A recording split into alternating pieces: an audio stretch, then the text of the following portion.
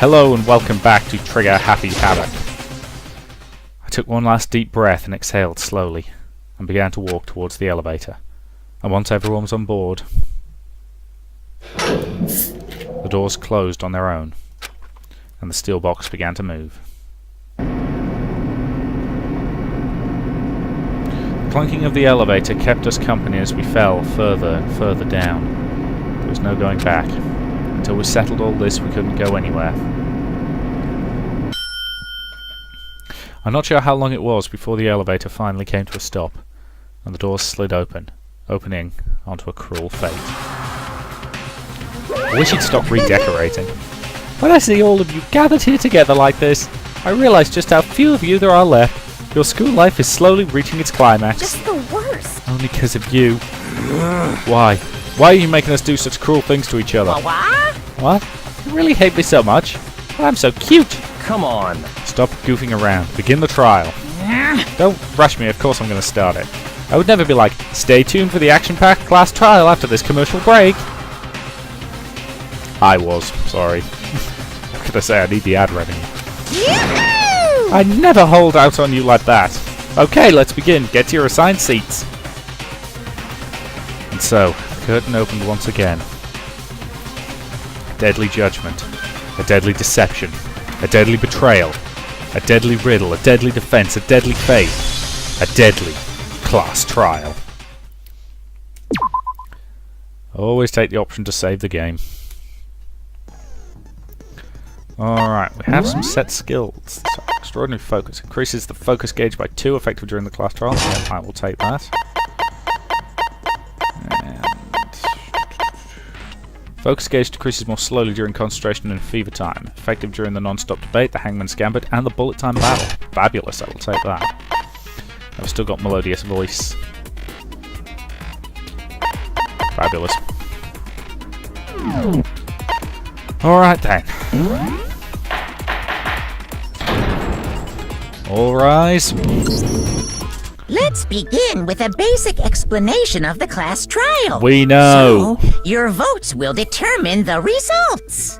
If you can figure out who done it, then only they will receive punishment. But if you pick the wrong one, then I'll punish everyone besides the blackened, and the one that deceived everyone else will graduate. Now then, to begin with... We already know who did it! No, we don't. Was that? It was Hiro. He does not have an alibi for when the murders took place, and we found him in that suit. Which means he's either spectacularly Don't incompetent... try and deny it! You killed them! I didn't! Someone knocked me out! I was asleep the whole time! I don't know anything about it! Shut your murdering mouth, murderer! Shut up, Jill. Who are you calling a murderer? I am sorry to say, Hiro, Next one to know what? but we do have evidence. Blueprints for the suit. Parts we assume were used to build it, and all of it was found in your room. You have to admit, the evidence is quite compelling. Too compelling. It's a frame job. Points to you as having created the suit and wearing it while committing crime after crime. Which is completely stupid and illogical. How many times do I have to tell you? I don't know! Is Hiro really the killer, or... Before anything else, we have to make that clear. Break out the truth bullets. That's your hero's message. Everything we found in your room. The blueprints, the suit parts, they are all proof enough that you are the culprit. Nope, because the writing on the blueprints doesn't match. I don't know anything about that stuff! It's not true! It's a conspiracy! Hiro, why? Why did you kill them? No! Just hold on a second! Yep, it's the blueprints. We've got to shoot on this one. It has to be. I mean, looking at the blueprints, that handwriting's awfully messy. If I remember now, Hiro's handwriting is... Everything we found in your room. The blueprints, the suit parts, they are... No, that's wrong.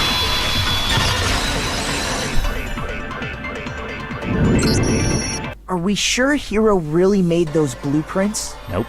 What do you mean? I'm not convinced. Well, take a look at this. It's the note that Hiro wrote, asking everyone to meet up after Alter Ego disappeared. The handwriting's obviously different, wouldn't you say? When you compare it to the blueprints. There's no way you could think the same person made both of them.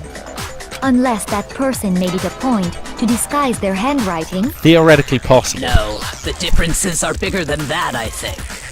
Come on! I'm not smart enough to think of trying to change my handwriting anyway. That's very true. He is kind of dumb. So Makoto, are you saying you don't think Hiro's the culprit? I'm saying I'm not yet convinced. There's a And difference. he's not the only one. I think Hiro's innocent as well. Then who was in that Robo-Justice suit? No, that was Hiro. Is it like Hiro said? Was there really someone running around in a second suit? Nope. The suspicious individual hidden within the suit. Go ahead, Makoto. Tell them who it was. That was Hiro. And of course he passes it off. So, who was in the Robo-Justice suit? Hiro was in the suit, but he wasn't the killer. I got it! Other than Hiro, I can't think of anyone else it could have been.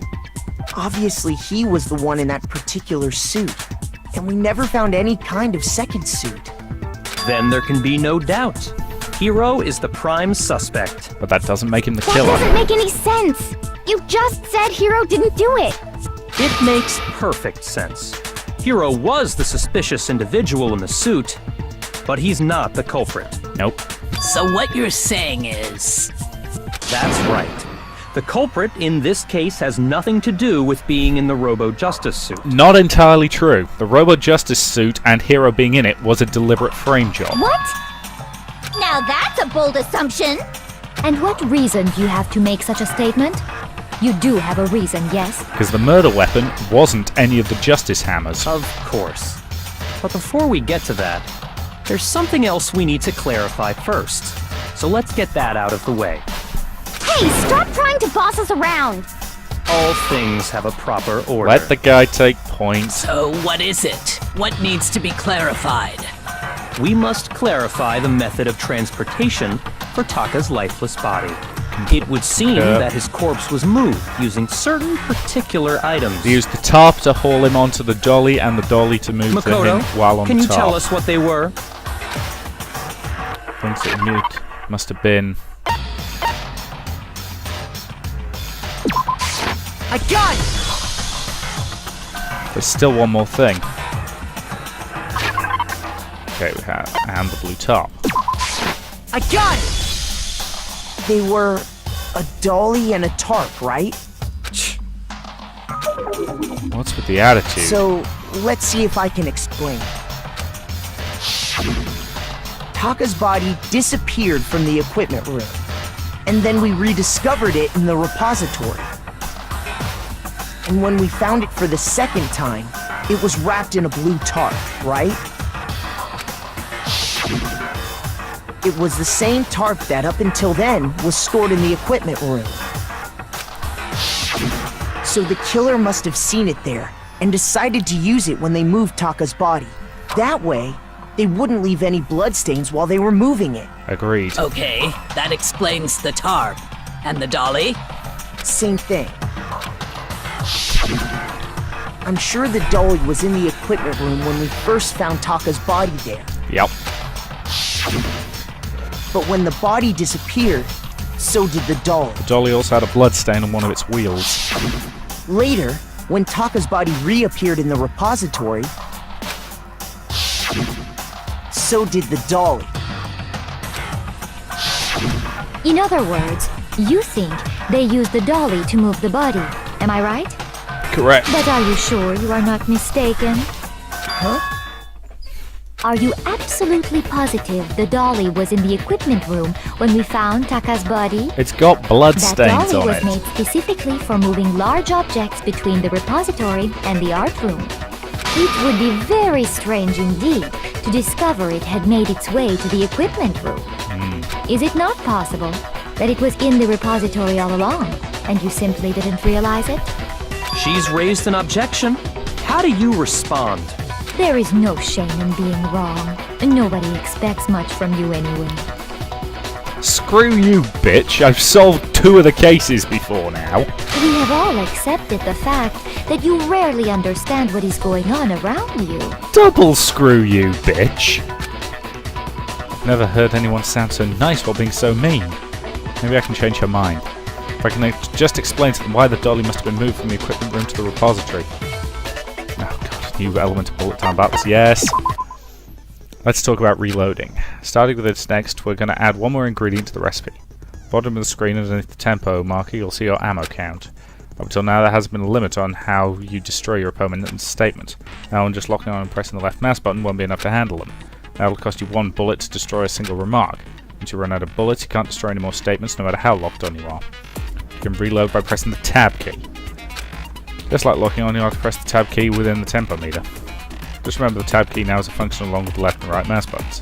Automatically reload at the start of fever time and your ammo will not decrease, but if your action difficulty is set to gentle, you won't have to reload at all. In which cases you can just ignore everything I said. Good luck, have fun.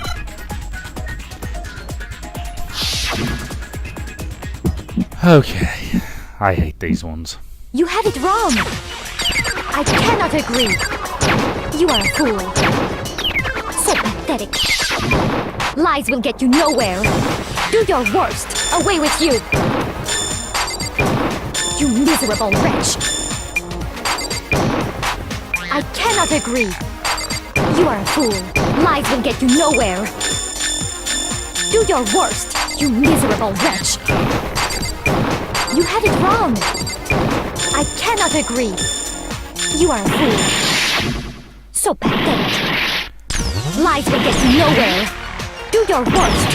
Away with you. Hate the thing where you can't see the bloody gauge. You miserable wretch. Bloody unlikely to time it.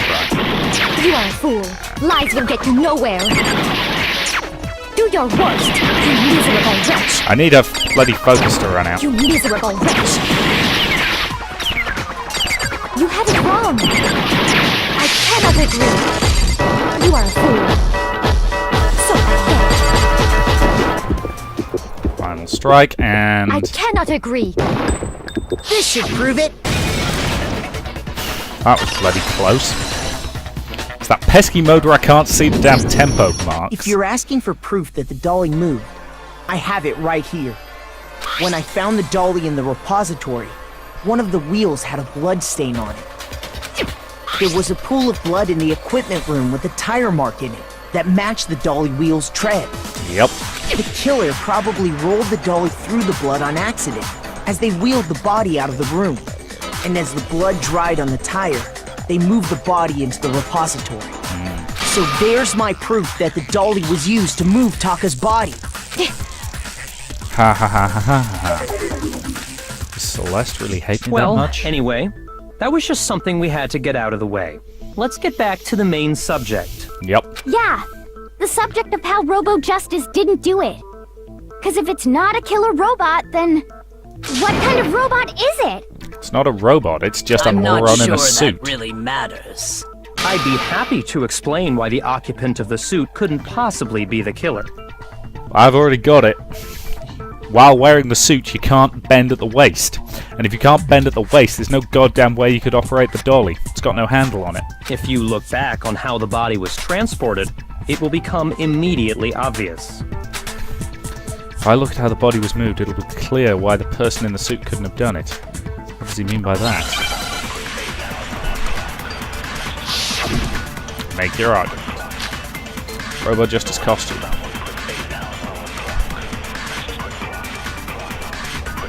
As we know, Taka was killed in the equipment room. Correct. And from there, the body was moved to the repository, correct? Also correct. Yeah, the culprit wrapped the body in the tarp, Yep. then loaded it onto the dolly and wheeled it off, right? Yep. Now, keep in mind that the dolly doesn't have a handle. Which is accurate. Well, yeah, but even without a handle, all you'd have to do is bend over. Which is impossible while wearing the Robo Justice costume. No, that's wrong.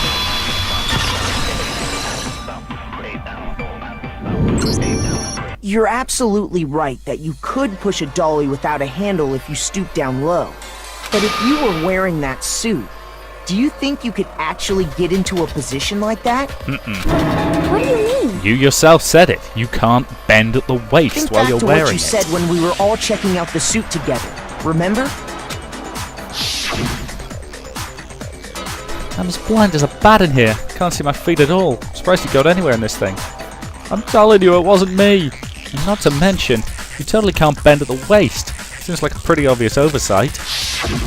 When you're in that suit, not only can you not see your feet, but you can't even bend at the waist. Am I right about that? Now that you mention it, yeah. Yup. It seems like it'd be awfully hard to push that dolly if you couldn't bend over. So we've conclusively shown that Hero did not kill them. Well, what's to stop Now I you just from need to simply prove that pushing the dolly Hifumi with your did. feet? When you can't even see your feet? You really think someone could kick the dolly all that way? Yeah, it'd be totally impossible. Not that I can say for sure myself. Yes, thank you, Jill. On top of that, if you were wearing such a rigid, cumbersome suit, it's very unlikely you would have the dexterity to go about wrapping the body in a tarp. Well, I mean, isn't that just a matter of taking off the suit when you're ready to move the body? Can't get it on and off by yourself.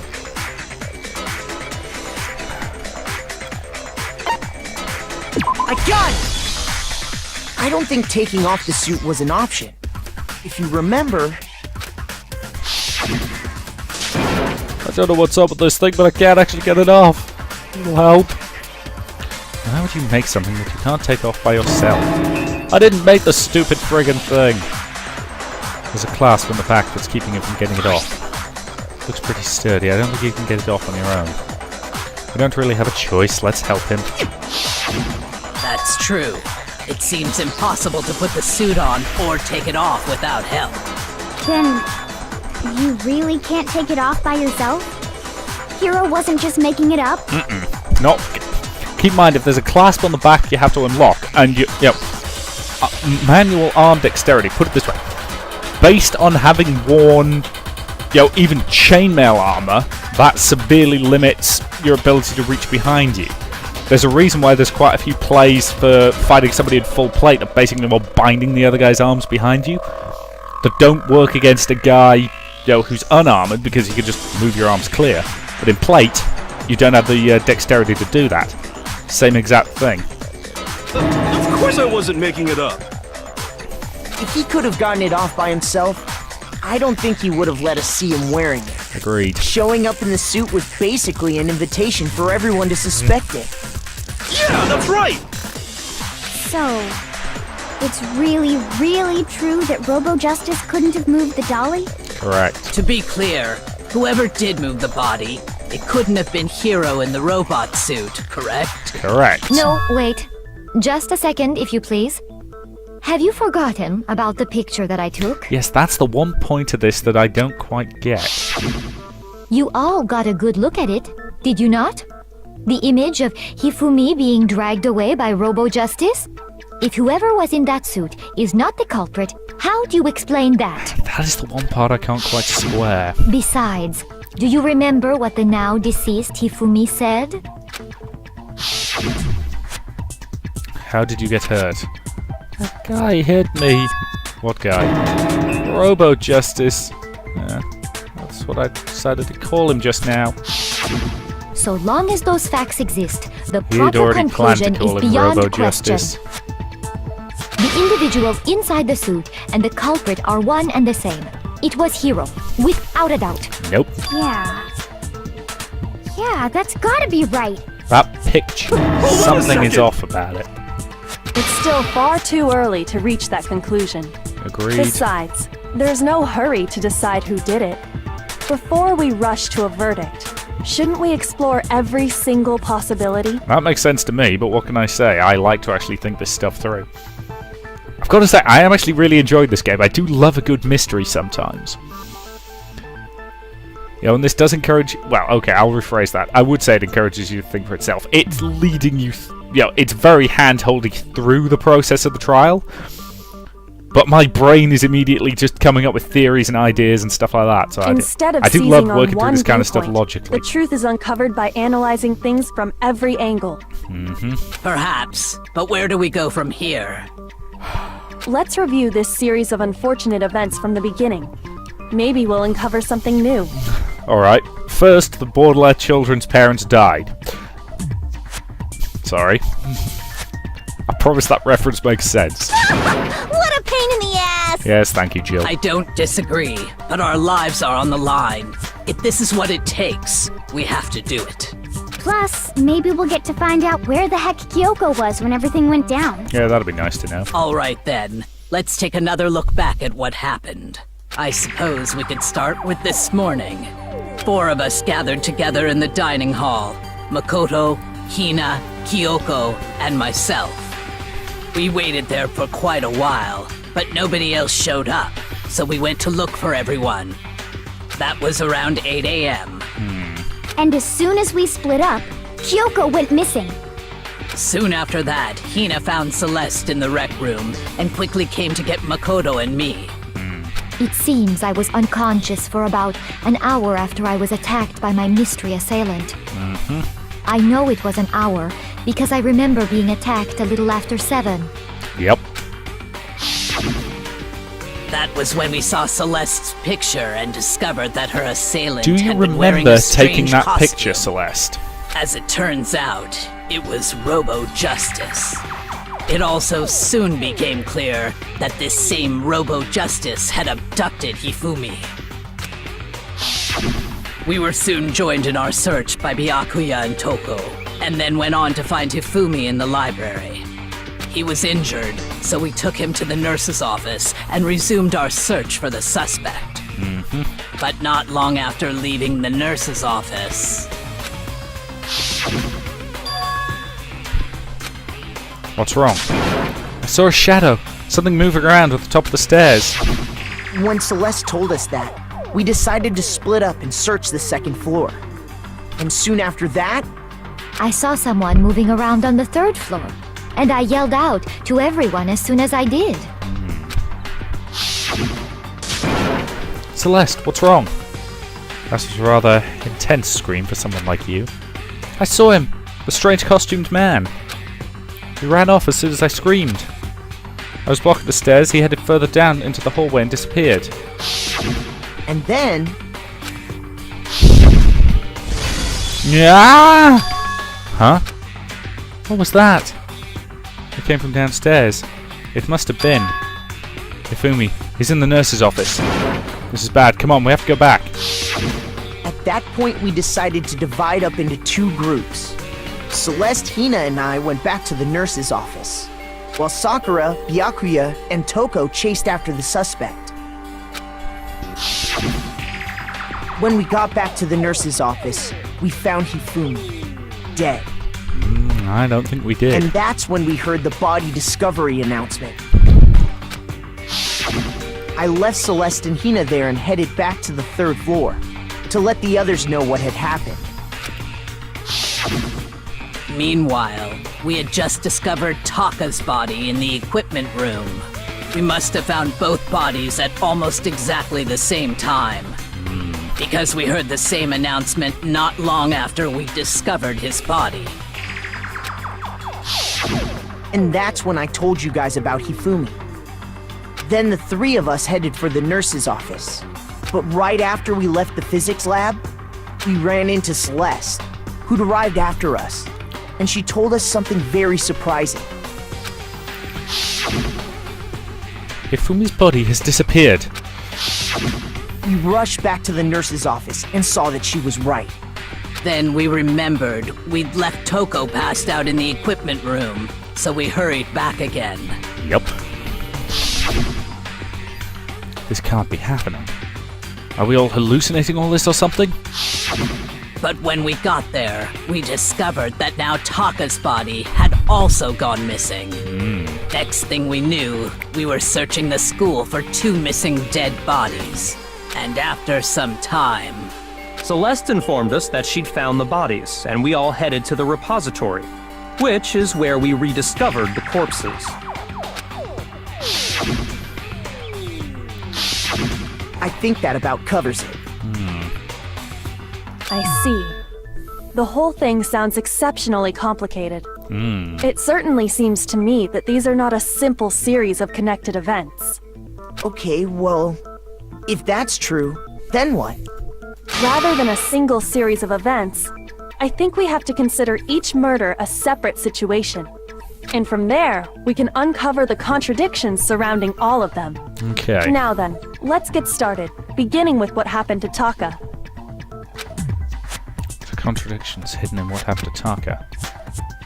To find them no matter what.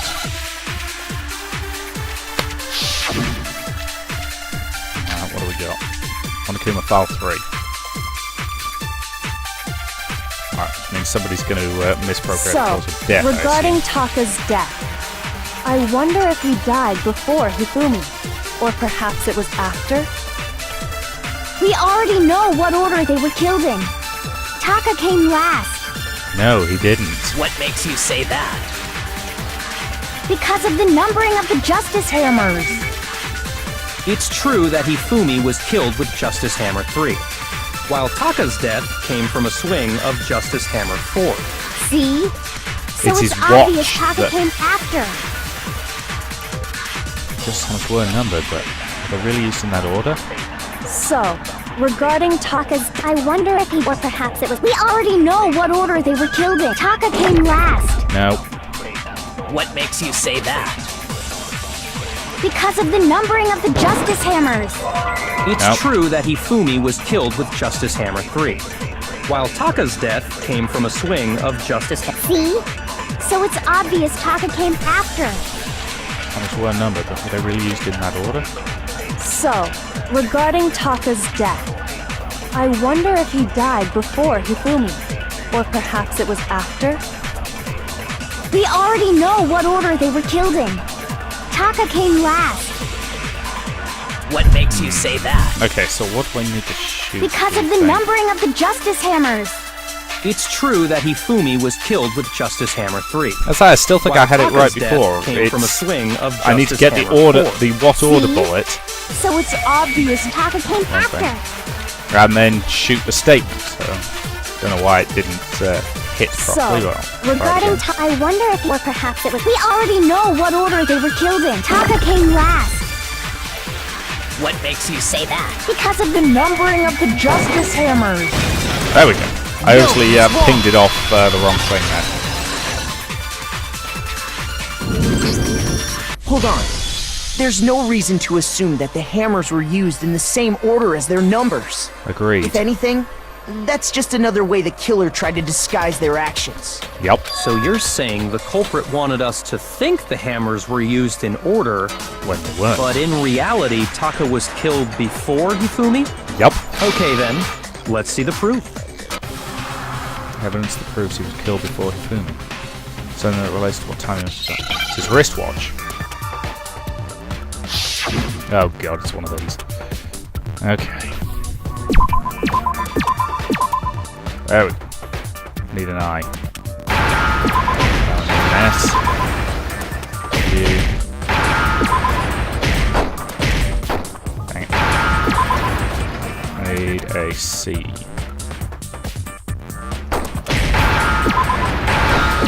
There we go. Now I understand. That's his watch. I've got it. Taka's wristwatch. See? Look. It broke with the hands pointing just past 6 o'clock. Yep. It must have gotten broken when he was attacked by the killer, because as of last night, It was working. As we've already established. Yes, it says thank you. Already seen that so flashback. if it wasn't broken after 6 last night, then he must have been attacked around 6 this morning. Yep. And that would be his official time of death. Which wasn't in the bloody file. You unhelpful git, Monokuma. But if that's true, then he was killed well before Hifumi. Yep. And before Celeste was attacked this morning, which happened around 7. That's right. Taka was killed before any of the other incidents took place. Yep. That simple fact slipped past all of us. We made the wrong assumption about the order of events, all because of those justice hammers. Which was the point, and I don't think any of those justice hammers were the weapons used. Either way, that's a good point to end this part, and we'll continue the trial in the next. So until then, thank you very much for watching, and I will see you in the next part.